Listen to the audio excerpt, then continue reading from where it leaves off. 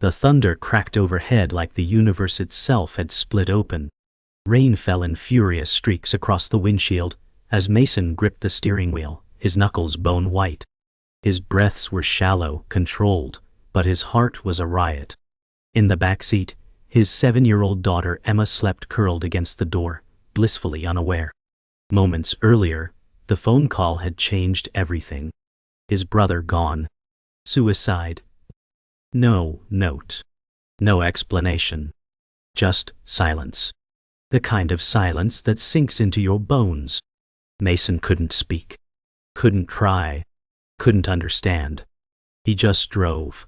Away from the house. Away from the memories. Away from the betrayal of a goodbye that never came. Why, Jason? Mason whispered, his voice breaking in the din of the storm. The GPS blinked. The road ahead twisted toward the old monastery, their childhood's summer retreat. He didn't know why he was heading there.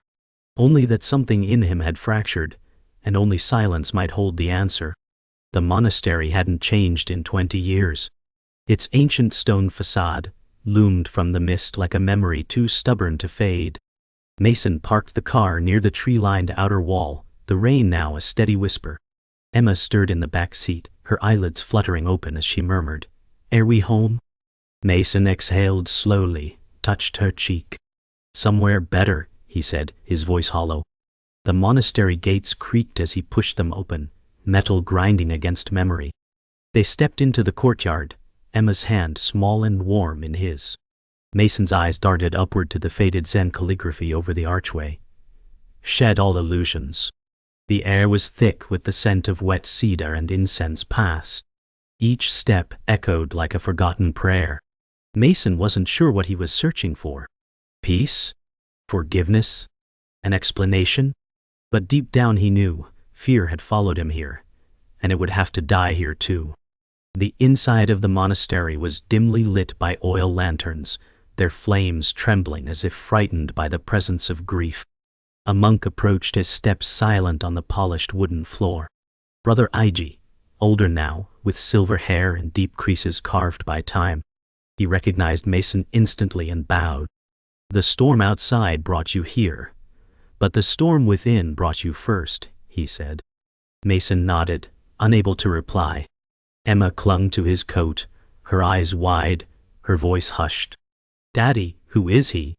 Mason knelt and replied, "A friend of when the world made sense." Brother Eiji motioned them inside. "You may rest here tonight, and perhaps begin to listen." As they followed him down the corridor, each flicker of flame along the wall seemed to whisper secrets, a past ready to surface. The room was spare. A futon, a low table, a single incense stick burning beside a faded photograph of a sunrise over the sea. Emma had fallen asleep again, tucked under a woven blanket. Mason sat on the floor, staring at nothing, everything. His breath slowed as the scent of sandalwood filled his lungs. He remembered summers spent here with Jason, laughing in robes too big, chasing dragonflies through the garden. He remembered how peaceful Jason had been back then, before the corporate grind, before the masks. What changed him? Mason whispered into the silence. The only reply came from the slow crackle of the lantern. Guilt surged in his chest. Could he have stopped it? Did he ever really know his brother? The room offered no answers, only stillness.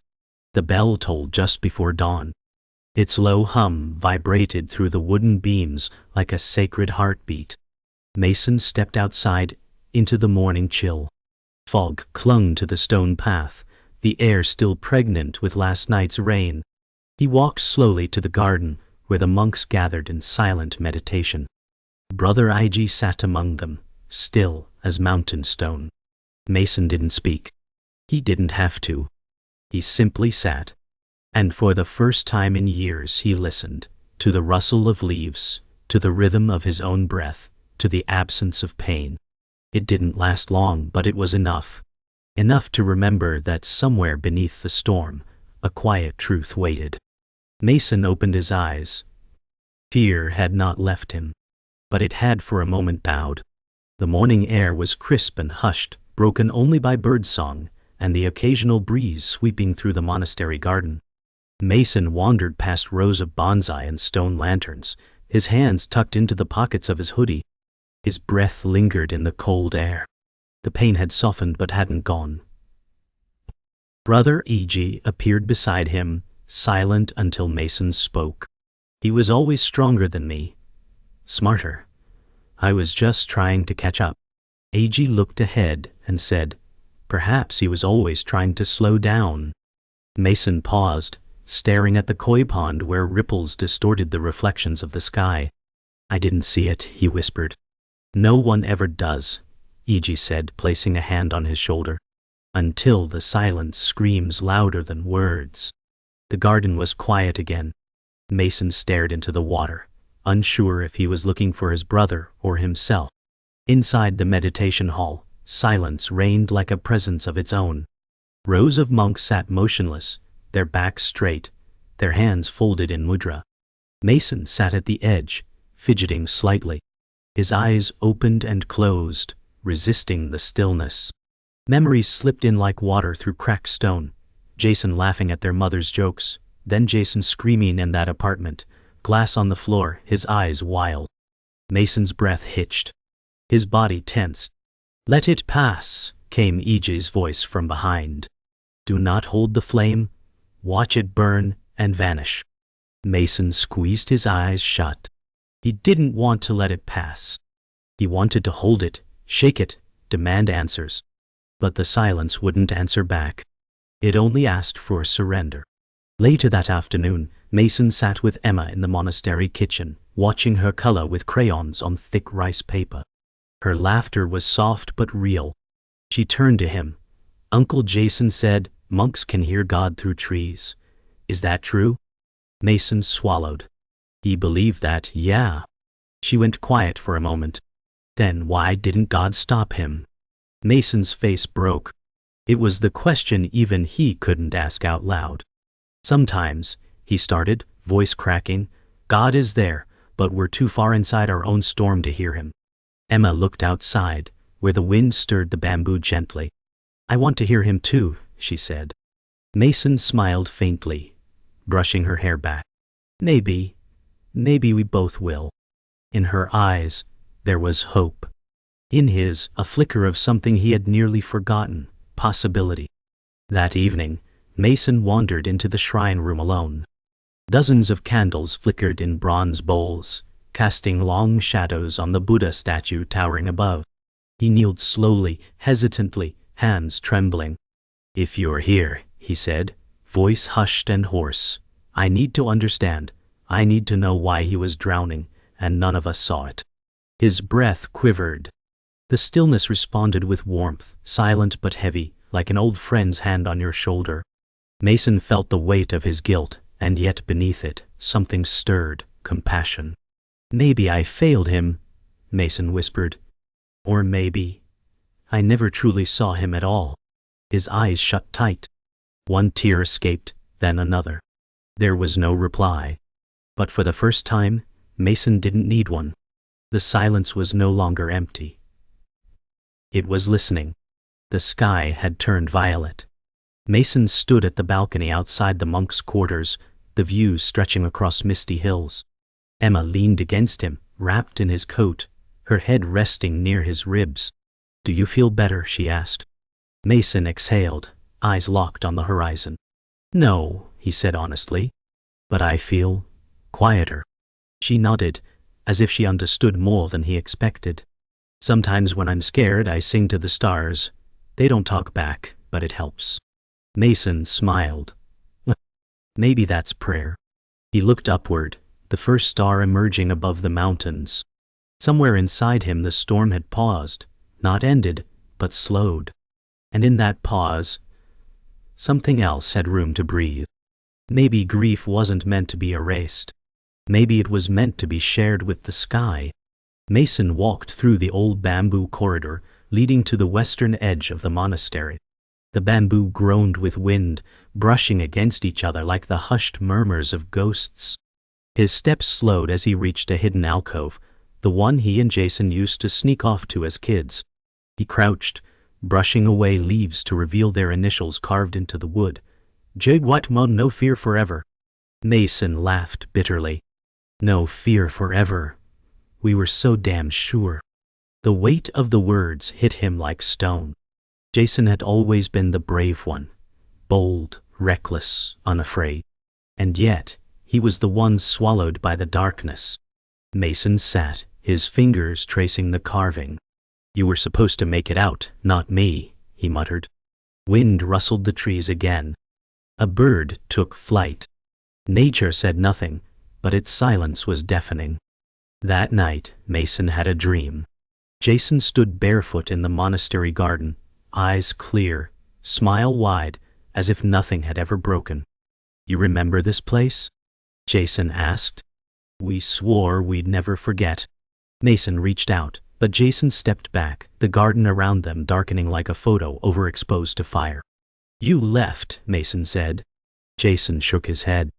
"No, I stayed too long. You just never saw me fading." The dream twisted, the koi pond filled with ink, the trees blackened. Jason's smile turned to a frown. "You couldn't save me, Maze. But you can save yourself." Mason shouted, "Tell me how." But Jason was already gone, replaced by the rustle of dry leaves and the sting of waking tears. Morning had come, and with it, a deeper ache. In the meditation hall, Mason could no longer sit still. As the monks settled into their silence, he stood up abruptly and walked out. Brother Eiji followed, his expression calm but firm. Outside, Mason paced like a caged animal. "It doesn't work. The silence, this peace, it's fake. I still feel like I'm drowning." Eiji nodded slowly. "Then perhaps you have not touched the silence beneath your storm, only the storm inside your silence." Mason turned sharply. "What the hell does that mean?" Eiji didn't flinch. "It means pain will speak until it is heard, and when it has nothing left to say, only then does peace answer." Mason's jaw clenched, fists shaking. He hated it, but he knew it was true. All this time he'd tried to mute the pain. What if it was never about escaping it, but listening? Emma found Mason in the garden that afternoon, sitting against a tree, eyes red, face drawn. She crawled into his lap without a word, and handed him a folded paper lotus she'd made. "It's for Uncle Jason," she said. Mason held it like it was made of glass. "He would love this," he whispered. "I think he's watching," she said. Mason nodded slowly. "Maybe. But even if he's not, this matters." He kissed her forehead. "You matter." She smiled, curling up in his lap, and for the first time, Mason allowed himself to hold her fully, without distraction, without fear. In that quiet embrace, something shifted. The grief was still there, but it had found space next to love, not in place of it. And for a moment, the inner war went still. That evening, Brother Eiji invited Mason to the inner sanctum, a space rarely open. The room was dark, but filled with aged scrolls and ancient statues, scents of old incense lingering in the air. At its center sat a single mirror. "This," Eiji said, "is the fear mirror. It shows only what we bring." Mason stepped forward and stared into it. He expected to see Jason, or himself screaming, or nothing. But what he saw was his own younger face, eyes filled with confusion and longing, reaching out. Mason staggered back. "I thought I'd see death."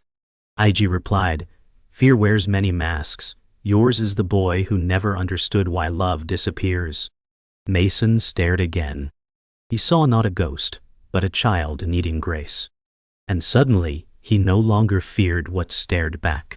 Mason stood before a cedar cabinet in the monastery archive, its doors weathered and lined with centuries of dust. Brother Eiji gently handed him a worn leather journal. "Jason left this here 3 months ago," he said. Mason froze. "He came here?" Eiji nodded. "He didn't speak much, but he left this for someone who might come searching." Mason's hands trembled as he opened it. The pages were raw, filled with scratchy ink, bloodstains of the soul.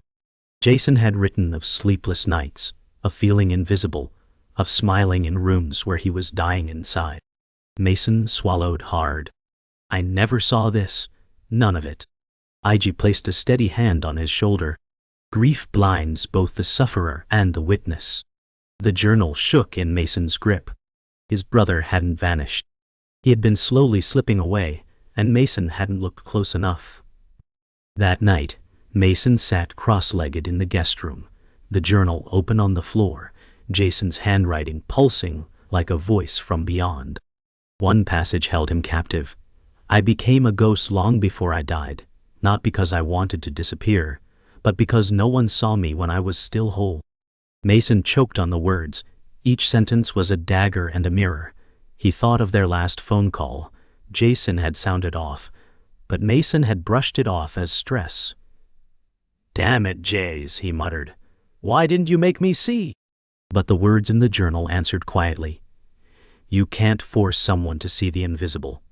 They must learn to look without eyes. Mason stared at the page until the candle burned low. His brother had left a map, not to his death, but to understanding.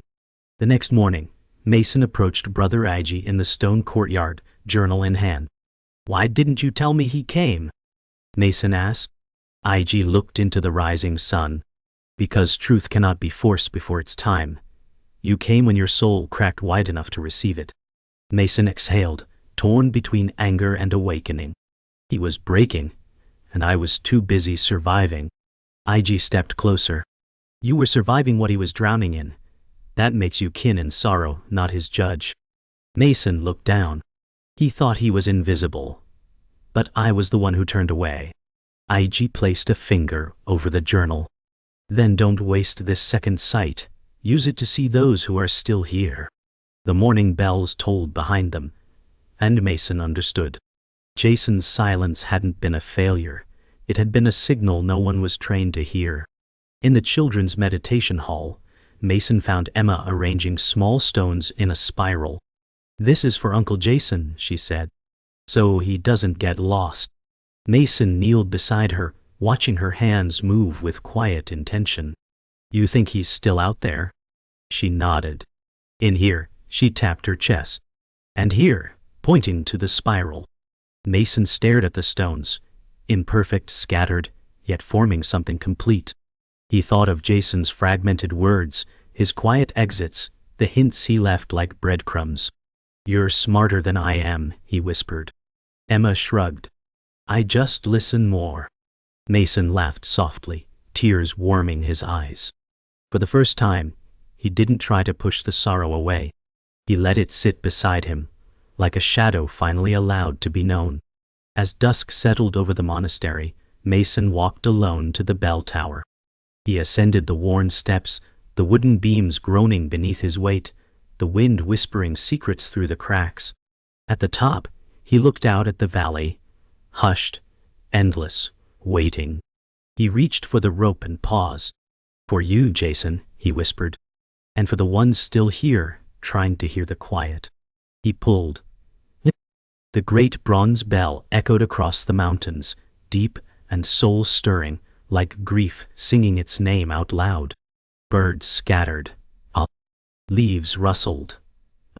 Somewhere, Emma paused in her play. Brother Eiji bowed in the distance.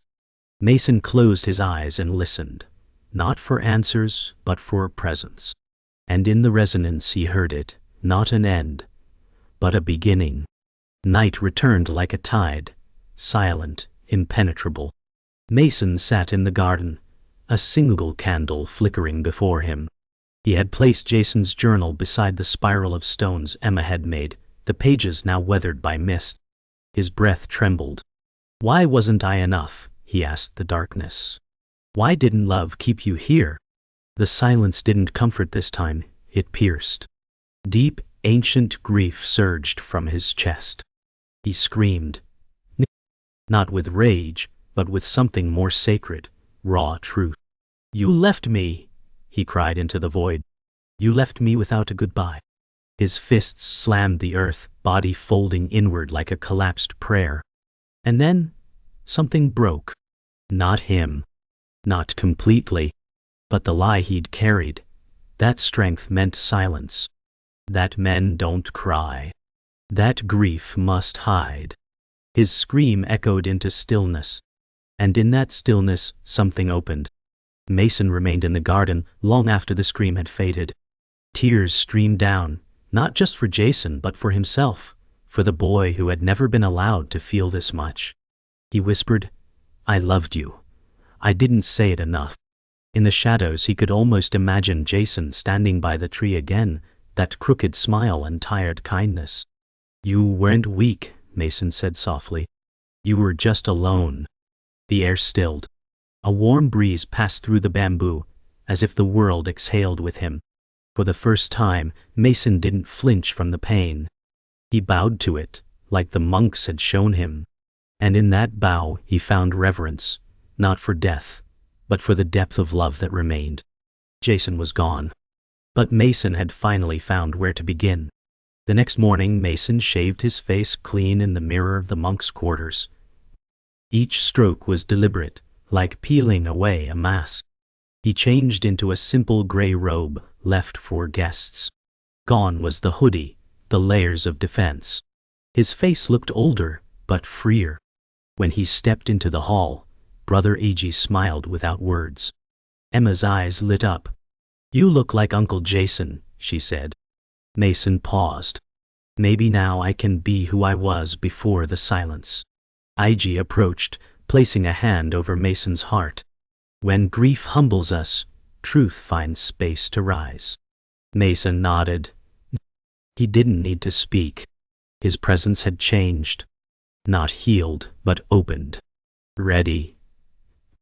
In the monastery's calm, Mason had broken, not to pieces, but to truth. During the midday prayer, Mason joined the monks in the open meditation field, Emma seated quietly beside him. The wind rolled over the grass, carrying whispers of the past. As the monks chanted, Mason didn't recite, but listened. The vibration of their voices entered his chest, harmonizing with the rhythm of his breath. His eyes closed, but he didn't retreat. Instead, he expanded. The pain, the memory, the loss, it didn't vanish. But it no longer ruled him. It flowed. It moved. He had finally learned to let the river pass through without drowning. Emma reached for his hand. He took it gently, anchoring her and himself. And somewhere deep within a truth formed. Not loud, not grand, but steady. Fear does not vanish. It bows when met with presence. Later that day, Mason walked the stone path behind the monastery. The one that led nowhere, just looped back around. It was a path of reflection, Brother Eiji had once said. He followed it now not to arrive, but to remember.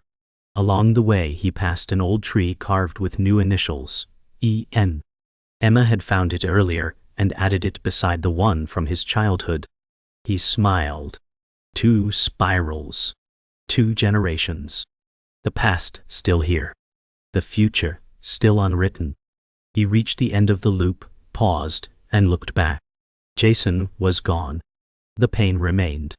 But fear, the fear of feeling, of breaking, of remembering, was no longer his master. Mason took one final breath and whispered, "I will carry you, not bury you." And then, quietly, he stepped forward. The days passed slowly, like soft waves brushing against the shore. Mason no longer rushed through mornings. He woke with the sun, helped in the gardens, walked with Emma by the koi pond. Grief was still there, but quieter, like a shadow that no longer needed hiding. One morning, as he pruned a bonsai, Brother Eiji joined him. "The tree grows strongest where it bends," Eiji said, fingers brushing a delicate branch. Mason nodded. "I used to think breaking was failure, but maybe it's just the beginning of bending." Eiji smiled, placing a hand over his chest. "Then you're becoming a tree." Mason chuckled softly. The wind rustled the leaves. In the stillness that followed, Mason realized he had stopped searching for answers. He had begun listening to life instead. And life, he discovered, whispered back in silence. In the prayer room, Emma knelt beside Mason, lighting a candle for Jason. She turned to him whispering, Do you think he's proud of us? Mason looked at the flickering flame. I think he's at peace. She nodded, satisfied. And we're okay too. Mason smiled gently, stroking her hair. We're learning how to be. The flame danced in the stillness, reflecting in their eyes. In the quiet, Mason no longer felt like he was failing as a father. He was showing Emma that pain could be witnessed without fear, that love didn't need to be loud, and that remembering someone could be just as sacred as letting them go. The candle burned slowly, like a heartbeat. And in that soft glow, Mason realized something. Healing isn't a destination. It's a devotion. That evening, a gentle rain began to fall. Mason stood under the eaves, watching the drops patter against the stone courtyard. He remembered that first night. The storm, the silence, the ache. And now, the same rain felt like a cleansing. Not of memory, but of heaviness.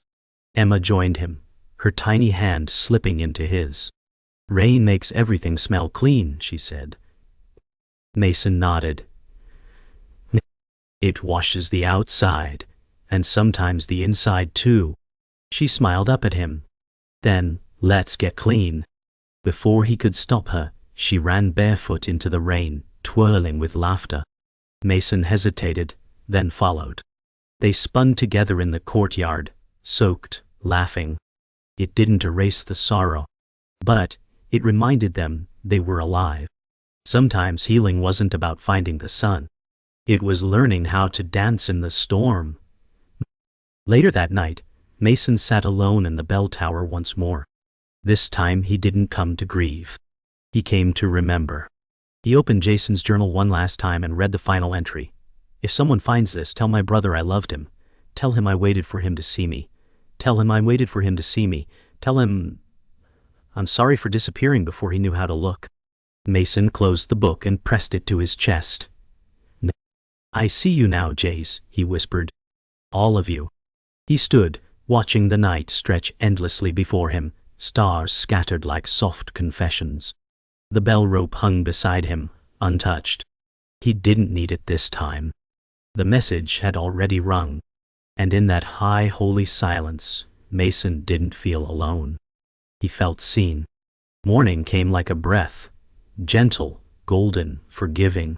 Mason packed their few things as Emma danced around him, her bag bouncing on her back. Ready to go? She asked. He looked around one last time. Yes, but I think part of me is staying. They walked to the monastery gates, Brother Eiji waiting. You leave with more than you brought, he said. Mason bowed. I leave with less fear. Eiji nodded, smiling. Then you have learned well. As they stepped beyond the gates, Emma took Mason's hand. Where are we going now? He looked out at the winding road. Forward, he said. Just forward. The past would walk behind him now, not ahead. And though fear might still whisper, it no longer held the map. Mason did.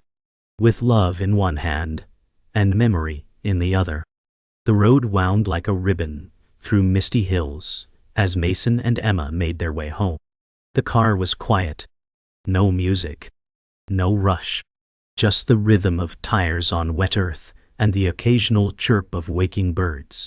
Emma stared out the window watching the trees blur.